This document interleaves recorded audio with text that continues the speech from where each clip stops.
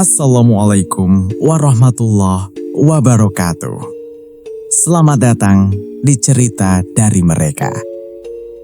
Malam ini, kami akan membawakan sebuah cerita tentang gedung megah yang berdiri di atas tanah terkutuk.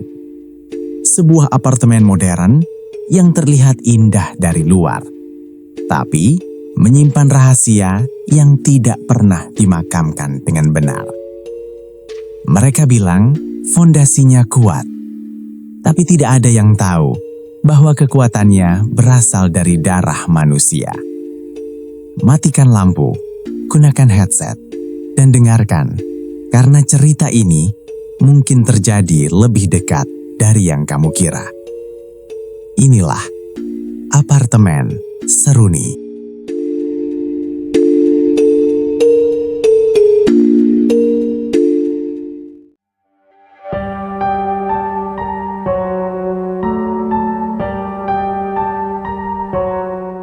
10 tahun lalu, tanah itu bukan sekedar lahan kosong. Itu pekuburan kecil, kuburan tanpa nama, tulang-tulang tak dikenal. Rumah tua reyot berdiri di antaranya, seperti saksi yang menunggu dihancurkan. Saat PT Mandala Properti mulai menggali, alat berat berkali-kali mati mendadak. Pekerja kesurupan. Ada yang melihat sosok berdiri di atas liang yang baru digali. Direktur proyek, Surya Wijaya, hampir bangkrut. Bank menagih. Investor kabur.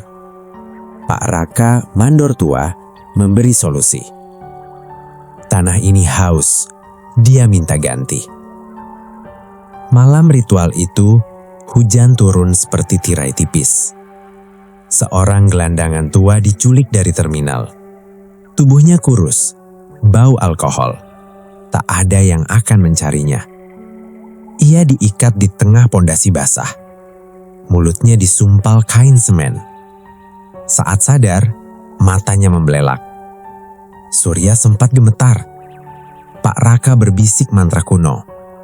Pisau kecil menggores telapak tangan pria itu. Darah menetes ke beton basah. Pria itu menjerit. Bukan jeritan biasa. Itu jeritan yang pecah dari paru-paru terdalam. Mereka tidak membunuhnya. Mereka menuangkan semen saat ia masih hidup. Tubuhnya setengah terkubur. Ia menggeliat, memohon.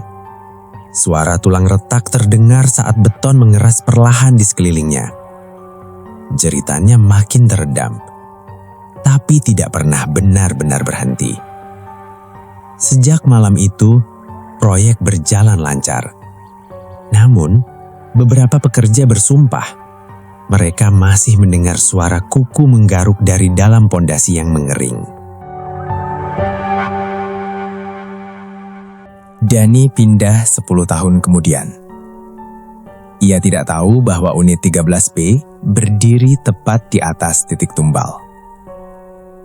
Pak Raka kini menjadi penjaga apartemen. Wajahnya lebih keriput, tapi matanya tetap kosong. Kalau dengar suara dari dinding, jangan jawab, katanya pelan. Malam pertama, Dani mandi dan mencoba tidur. Tok, tok, tok.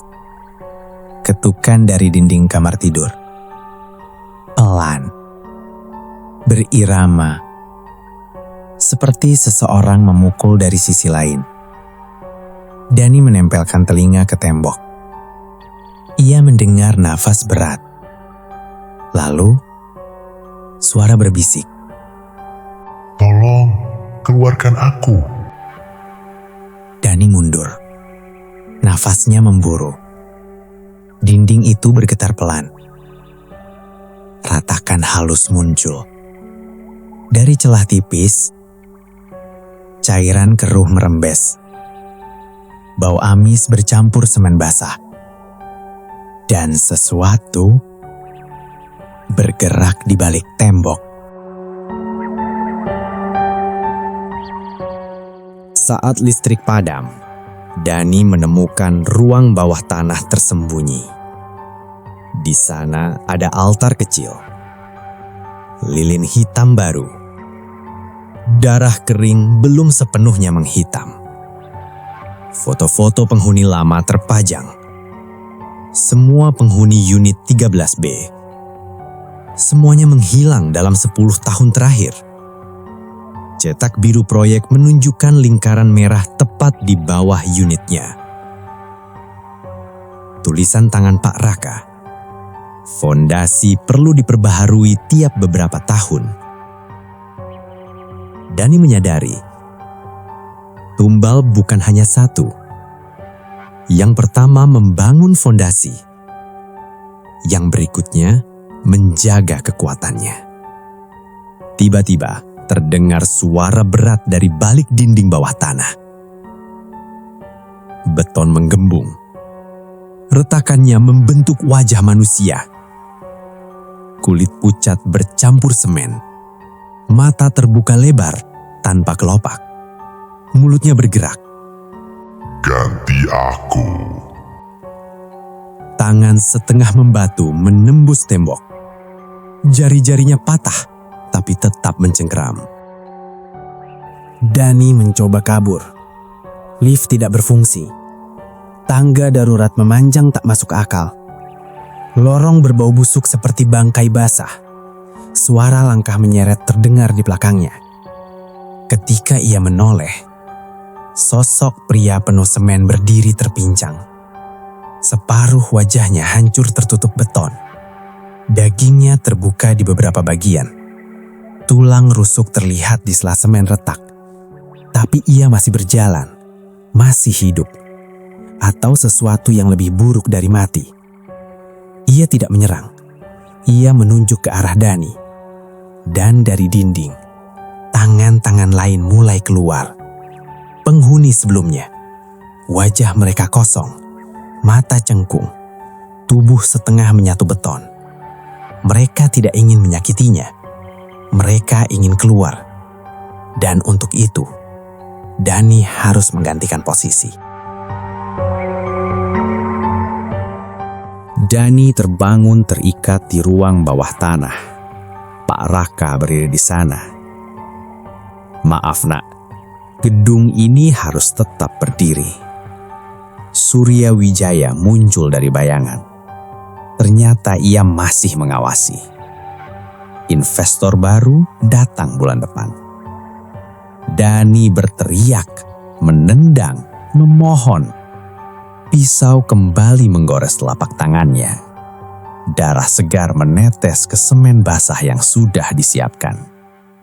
Ia sadar saat semen mulai dituangkan ke kakinya. Dingin, berat, mengikat. Ia berjerit sampai suaranya pecah. Saat semen mencapai dadanya, ia melihat sesuatu di sudut ruangan. Pria pertama kini bebas. Tubuhnya utuh. Ia tersenyum pada Dani karena akhirnya ia digantikan. Jeritan Dani perlahan tertutup semen. Matanya tetap terbuka saat wajahnya membeku. Gelap, sunyi. Keesokan paginya, apartemen Seruni tampak normal. Unit 13B bersih. Tak ada bekas apapun. Pak Raka menyerahkan kunci kepada pasangan muda. Unit favorit. Pemandangannya bagus.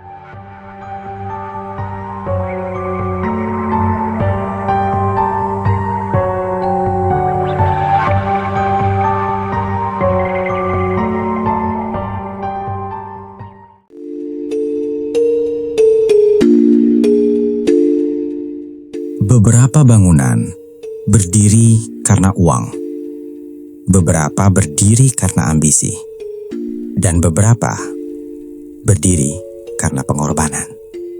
Jika suatu malam kamu mendengar suara ketukan dari dalam tembok apartemenmu, jangan jawab, karena mungkin itu bukan tetanggamu. Terima kasih telah mendengarkan cerita dari mereka. Sampai jumpa di kisah berikutnya. Dan ingat, fondasi yang paling kuat seringkali dibayar dengan nyawa. Wassalamualaikum warahmatullahi wabarakatuh.